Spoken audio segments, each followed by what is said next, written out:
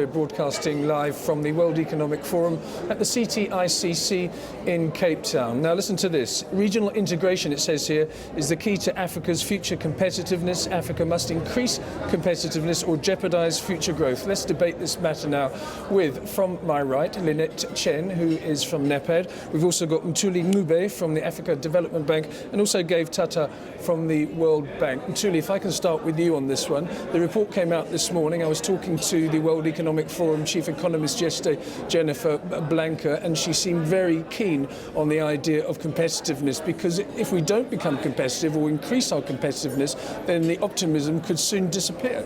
Absolutely. We need to improve Africa's competitiveness. We know what the drivers are for doing that, such as infrastructure investment, such as investing in people, in education, such as dealing with some of the social issues, improving the business climate right across Africa, harnessing the natural resources that Africa has got. We know what to do. So competitiveness is at the core of making sure that Africa's promise is indeed realized. Lynette, you're not so much an author of the report itself, but you understand the importance of regional integration. Maybe you could give us your thoughts on that. Yes, absolutely. If you look at the tripartite alliance that was formed between three regional economic communities, SADC, COMESA, and EAC, in harmonizing those 26 countries that belong to those regs, you will have an access of a population of 600 million people with a GDP of $1 trillion. So the market potential of harmonizing efforts between these three regions is critical to the success of Africa. And this cuts across the board. There are three focus areas that are being identified there and being worked on. One of them is industrialization. How do we grow more businesses and generate economies in those regions? The second is harmonization of policies on trade, etc., and movement of goods. And the third is obviously on infrastructure, which has been highlighted as one of the big constraints to Africa's growth.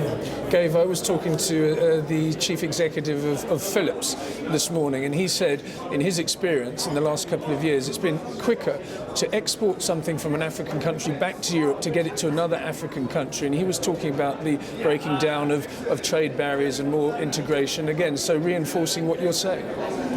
Absolutely. I think a recent report that the World Bank did on agribusiness, which is one of the inputs into the Africa Competitiveness Report, highlights that Africa imports about $25 billion worth of foodstuffs, of which only $1 billion comes from other African countries.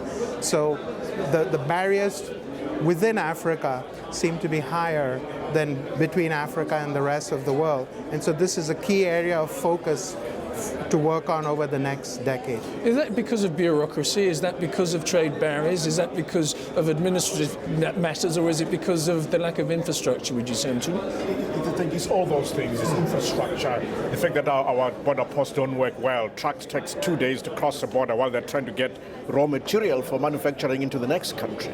It's about the administration, the inefficient port handling facilities. It's about, these are intangible barriers, so to say. All those things need to be fixed, frankly, for Africa to integrate better. I mean, we were talking earlier about the issue of exports to Europe first, then back to Africa. How about just movement of people? It took me 2 days to move from Tunis to Cape Town, because I had to fly to Paris, and then, of course, then from Paris I had a direct flight, luckily, to Johannesburg, and then eventually to Cape Town. So that the fact that I couldn't fly directly from Tunis to Cape Town is a problem. So getting movement of people going through aviation infrastructure is part of getting integration going in the first place. And you're just a person rather than a container load of goods as well. I mean, imagine if you had to get something from Tunis to Cape Town that was, I don't know, whatever it might be. But absolutely. At least all you only need is a passport. Imagine if it's a container trying to get across all the inspections, the document compliance and so forth. It takes time. So 1 week for goods to move really is unacceptable, and that's what is slowing down the integration of Africa and in unlocking that scale potential that Africa has and presents. And another important area related to this, to your question, is really that Africa has benefited a lot from mobile phones over the last couple of decades, but the ICT infrastructure is less developed.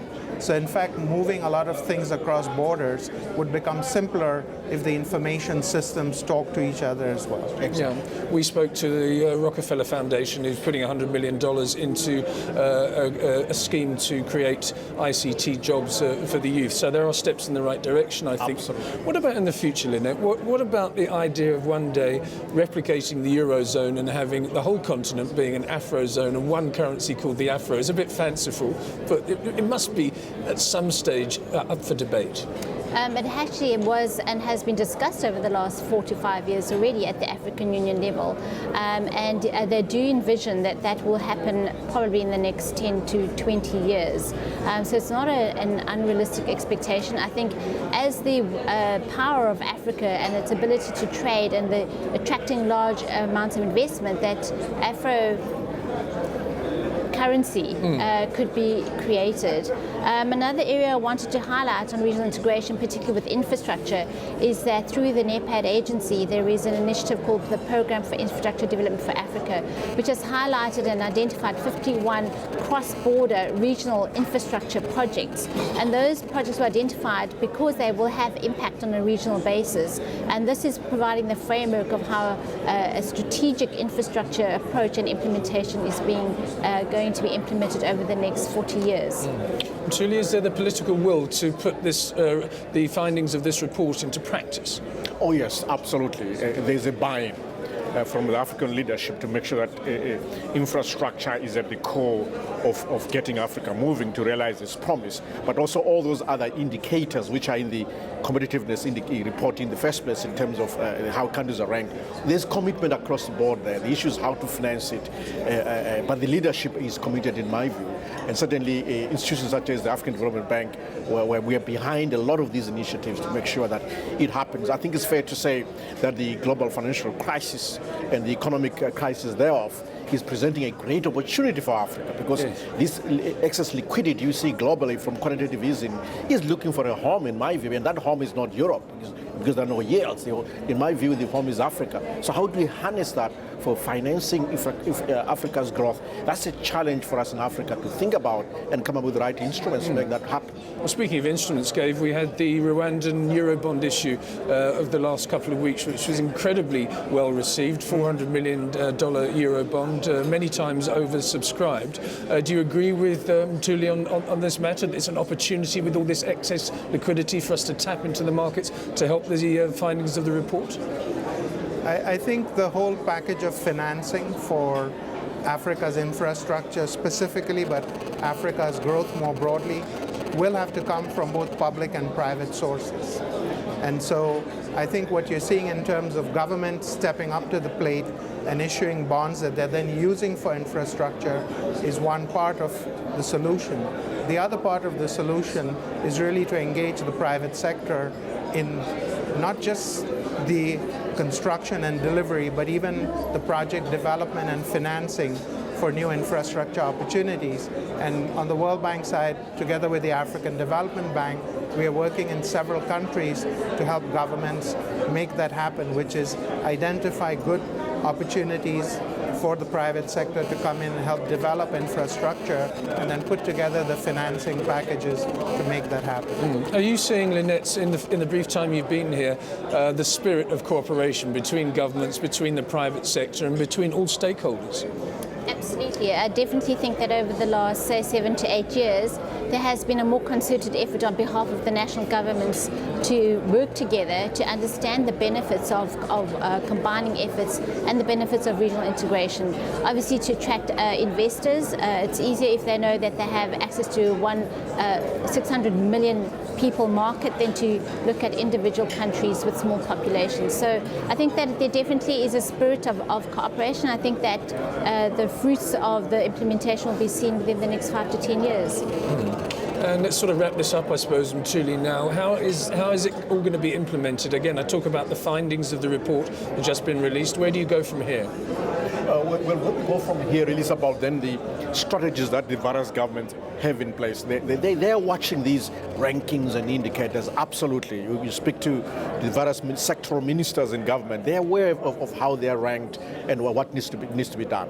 So it's about, again, refining government strategies on the back of the findings of the report. That's the first thing. The second thing is refining the strategies of the players such as ourselves, the African Development Bank. We have a strategy in place for the next 10 years which speaks to all those issues which are already in the report. How to invest in infrastructure. We're thinking of launching an infrastructure bond, some infrastructure facility, harnessing the resources within Africa in terms of the foreign reserves held by the various central banks, but also inviting other partners of surplus such as China and India. It's all really coming out of the findings of the report. When it comes to developing skills, for instance, how to scale up investment in vocational education, so that you produce students out of the school system who are job ready, so that it's easy for them to get a job. They could be entrepreneurs, but also thinking about different ways of investing in health, in the health sector. I mean, we don't have enough doctors in Africa, but imagine a doctor here in Cape Town, one doctor who works with 50 health professionals in around Cape Town, because maybe we can only afford one doctor, and working through a Facebook-based facility to communicate about whatever they've diagnosed on the field. And the doctor gives feedback, tells the health worker what to do, and it's all enabled by your iPad app. I think that's the level of thinking that we need now to make this work, because we have a shortage of skilled manpower. These are some of the insights coming out of the report. And at the boardroom level, are you two working nicely together, your two organisations, Gabe, just to wrap this up? Absolutely. Absolutely. And I think I want to flag one final feature of the report which reflects how to implement accelerating of growth at the country level for particular sectors in a geographical location, which we shorthand as growth poles. And the report deals very specifically with the ideas of how can you take things that are already happening, like agriculture, and grow around them agribusiness and agro-processing as a way of increasing productivity and job opportunities for people in Africa.